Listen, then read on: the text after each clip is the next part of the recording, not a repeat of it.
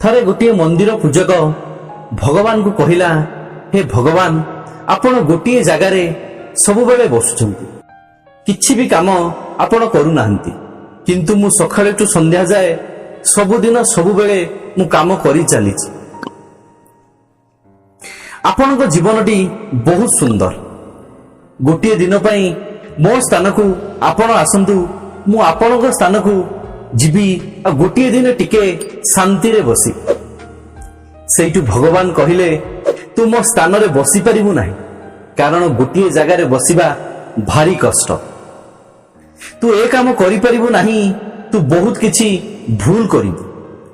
ତଥାପି ପୂଜକ ଭଗବାନଙ୍କ ପାଖରେ ଗୁହାରି କଲା, ମୋତେ ଥରେ ସୁଯୋଗ ଦିଅନ୍ତୁ ପ୍ରଭୁ, ମୁଁ ଆପଣଙ୍କ ଜାଗାରେ ରହିବି ଏବଂ ଗୋଟିଏ ଦିନ ଆପଣଙ୍କ ଜୀବନକୁ ନେଇ ମୁଁ ବଞ୍ଚିବା ପାଇଁ ଚାହେଁ।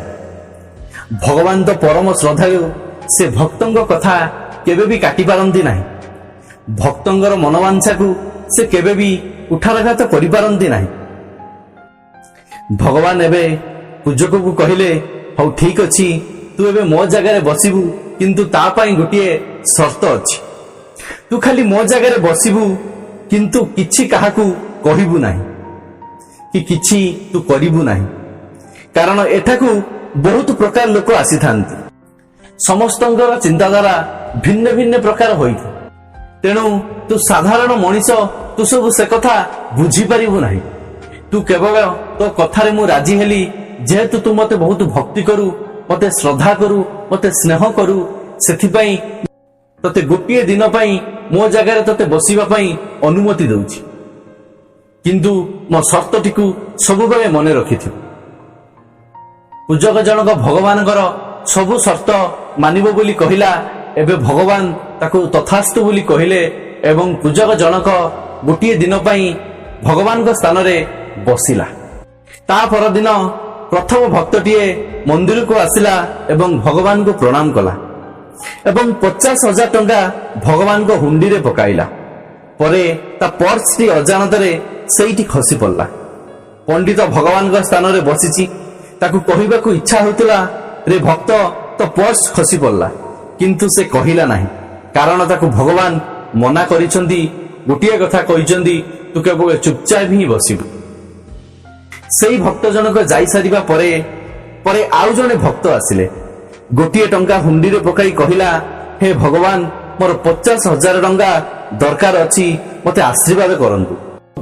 ସେଇ 50,000 ଟଙ୍କା ମୋର ବହୁତ ଦରକାର ଅଛି, ସେଇ 50,000 ଟଙ୍କା ପାଇଲେ ମୁଁ ବହୁତ ଖୁସି ହେବି। ଭଗବାନଙ୍କୁ ଏତିକି କଥା କହିସାରି ସେଇ ଭକ୍ତ ଜଣକ ଯେତେବେଳେ ଯିବା ପାଇଁ ଉଦ୍ୟତ ହୁଏ, ସେତେବେଳେ ସେ ଗୋଟିଏ ପର୍ସଟିଏ ପାଇଲା ଏବଂ ପର୍ସ ଭିତରେ ବହୁତ ଗୁଡ଼ାଏ ପଇସା ଥିଲା। ସେ ପଇସାକୁ ଦେଖି ସେ ଖୁସି ହୋଇଗଲା।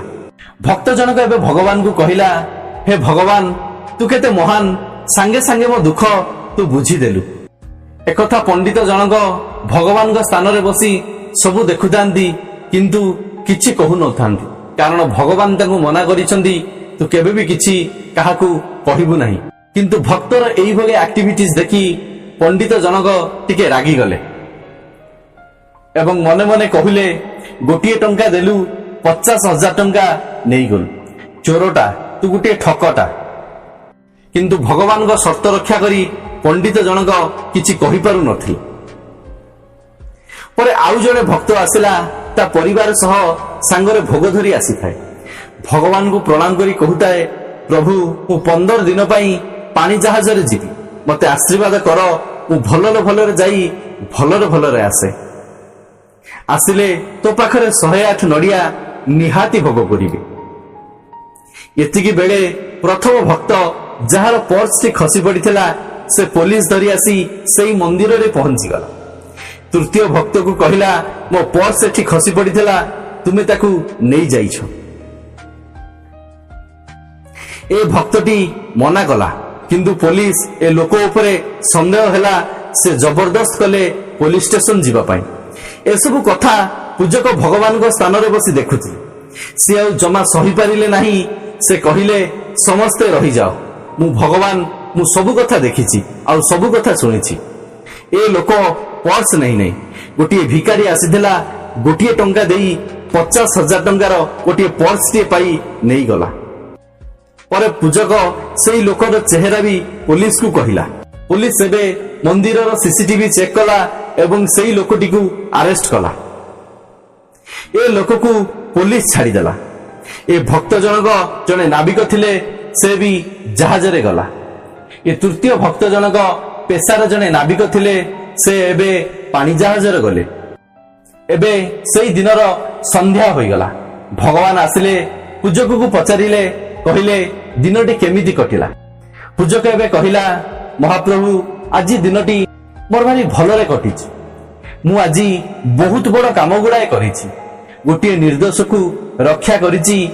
ମୁଁ ତୋତେ ମନା କରିଥିଲି, ତୁ କେବେ କିଛି କହିବୁ ନାହିଁ, ଖାଲି ମୋ ସ୍ଥାନରେ ଚୁପଚାପ ବସିବୁ। ତୁ ସବୁ କିଛି ନିୟମକୁ କଥା କହି ବିଗାଡ଼ି ଦେଲୁ। ଏବେ ଭଗବାନ କହିଲେ, ଆରେ ମୂର୍ଖ ପୂଜକ, ଯିଏ ପ୍ରଥମେ ଆସି 50,000 ଟଙ୍କା ଦେଲା, ସେ ଚୋରି କରି 1,00,000 ଟଙ୍କା ଆଣିଥିଲା। ଯେତେବେଳେ ସେ ଚୋରି କରି ଆଣେ, ଅଧା ପଇସା ମନ୍ଦିରରେ ଦିଏ ଏବଂ ଅଧା ପଇସା ସେ ସାଙ୍ଗରେ ନେଇଯାଏ। ଦ୍ୱିତୀୟ ଭକ୍ତ ଯିଏ ପଇସା ନେଇଗଲା, ସିଏ ସେଇ 50,000 ଟଙ୍କାରେ ତା ମାଙ୍କର ଅପରେସନ କରିବାର ଥିଲା। ସେଇ ପଇସାରେ ତା ମା ବଞ୍ଚି ପାରିଥାନ୍ତେ, କାରଣ ସେଇ ଭକ୍ତଟି ଅତି ଦୟାଳୁ ଲୋକ ଥିଲା। ସମସ୍ତଙ୍କୁ ସ୍ନେହ ଶ୍ରଦ୍ଧା ଦେଇ ଭଲ ପାଉଥିଲା। ତା ମନ ଭିତରେ ଗର୍ବ ଅହଙ୍କାର ନଥିଲା। ସେ ସବୁବେଳେ ସତ୍ କର୍ମରେ ନିଜ ଜୀବନ କାଟୁଥିଲା। ଯୋଉ ତୃତୀୟ ବ୍ୟକ୍ତି ଆସିଥିଲା, ସେ ଚୋରି ଅଭିଯୋଗରେ ଜେଲ ଯାଇଥାନ୍ତା। ଜେଲରେ ରହିଥିଲେ ସେ ସମୁଦ୍ରକୁ ଯାଇପାରି ନଥାନ୍ତା। ତା ଜୀବନ ବଞ୍ଚି ଯାଇଥାନ୍ତା, କାରଣ ସମୁଦ୍ରରେ ଏବେ ସୁନାମି ଆସିବାର ଅଛି। ଆରେ ପୂଜକ, ଏଥର ତୁ ଭଲ ଭାବରେ ବୁଝିପାରିଥିବୁ ମୁଁ କଣ ପାଇଁ ସବୁବେଳେ ଚୁପ୍ ରହିଥାଏ। କାରଣ ଆଗକୁ କଣ ହେବ ମୁଁ ସବୁ କଥା ଜାଣିପାରିଥାଏ। କେଉଁଥିରେ କାହାର ମଙ୍ଗଳ ଅଛି ସେ କଥା ମୁଁ ସବୁବେଳେ ବୁଝିପାରିଥାଏ। ଭଗବାନ ଏବେ କହିଲେ, ଏ ସୃଷ୍ଟି ମୋର, ଏ ସମସ୍ତ ପ୍ରାଣୀ ବି ମୋର। ମୁଁ କେବେ ବି କାହାର କିଛି ଅମଙ୍ଗଳ କରିବି ନାହିଁ, କେବେ କାହାର କିଛି କ୍ଷତି ମୁଁ କରିବି ନାହିଁ। ପୂଜକ ଜଣକ ଏବେ ଭଗବାନଙ୍କୁ କ୍ଷମା ମାଗିଲେ, କହିଲେ, ଆମେ ସାଧାରଣ ମାନବ, ଆମେ ଆପଣଙ୍କର ଗୁଡ଼ ରହସ୍ୟକୁ ପ୍ରଭୁ କେମିତି ବୁଝିବୁ? ସାଙ୍ଗ, ଏଇ ଛୋଟ କାହାଣୀଟି ତ ଲାଇଫରେ ଡେଫିନେଟଲି ଗୋଟିଏ ଚେଞ୍ଜ ଆଣିବ ବୋଲି ମୋର ଆଶା ଓ ବିଶ୍ୱାସ। କାରଣ ଆମେ ସବୁବେଳେ ଭାବନ୍ତି ଆମ ଜୀବନରେ ଯାହା ଘଟୁଛି ଏସବୁ ଆମ ପାଇଁ ଖରାପ ଘଟୁଛି। ଆମେ ଆମ ଜୀବନ ଭିତରେ କେବେ ବୁଝିପାରନ୍ତି ନାହିଁ, ଯାହା ବି ଆମ ଜୀବନରେ ଘଟୁଛି ତାହା ଆମ ଭଲ ପାଇଁ ଘଟୁଛି। ଗୀତାରେ ଶ୍ରୀକୃଷ୍ଣ ଭଗବାନ କହିଛନ୍ତି, ଯାହା ହେଇଛି ଭଲ ହେଇଛି, ଯାହା ହଉଛି ଭଲ ହଉଛି, ଯାହା ହବ ମଧ୍ୟ ଭଲ ହବ। ତୁ ଯଦି ପରୀକ୍ଷାରେ ଫେଲ ହେଉଛୁ, କେବେ ମନ ଦୁଃଖ କର ନାହିଁ, କାରଣ ସେଇ ଫେଲ ମାଧ୍ୟମରେ ତତେ ଶିକ୍ଷା ମିଳିଥାଏ। ଯଦି ତୋ ଜୀବନରେ କେବେ ନକାରାତ୍ମକ କଥା ଘଟୁଛି, ନକାରାତ୍ମକ ଘଟଣା ମାନ ଆସୁଛି, ତେବେ କେବେ ଚିନ୍ତା କରୁନାହିଁ, ତା ପଛରେ କିଛି ନା କିଛି ଗୋଟେ ଭଲ ଉଦ୍ଦେଶ୍ୟ ଭଗବାନଙ୍କର ନିଶ୍ଚୟ ଅଛି। କାରଣ ଆମେ ସାଧାରଣ ମାନବ, ଆମେ ସାଧାରଣ ମାନବ ଭିତରେ ଏ ସୃଷ୍ଟିର ଗୁଡ଼ ରହସ୍ୟକୁ ଆମେ କେବେ ବୁଝିପାରିବା ନାହିଁ। ଜୀବନରେ ଯେତେ ବି ଦୁଃଖ ଆସୁ, ଯେତେ ବି କଷ୍ଟ ଆସୁ, ନିଜ ସତ୍ କର୍ମ ଉପରେ ସବୁବେଳେ ଆଗେଇ ଚାଲ। କେବେ ବି ମନ ଭିତରେ ଗର୍ବ ଅହଙ୍କାର ଆଳସ୍ୟକୁ ନ ରଖି ସବୁବେଳେ ଭଗବାନଙ୍କ ଉପରେ ବିଶ୍ୱାସ ରଖି କର୍ମ ଉପରେ ଭରସା ରଖି ତୁ ସବୁବେଳେ ଆଗେଇ ଚାଲ। ଦେଖିବୁ ତ ଜୀବନରେ କେବେ ବି କିଛି ଦୁଃଖ ଆସିବ ନାହିଁ। ଯେତେବେଳେ ଜୀବନରେ କିଛି ତୋର କଷ୍ଟ ଆସିଥାଏ, ଯେତେବେଳେ ଜୀବନରେ କିଛି ଦୁଃଖ ଆସିଥାଏ, ସର୍ବପ୍ରଥମେ ସେଇ ଭଗବାନଙ୍କୁ ଜଣା।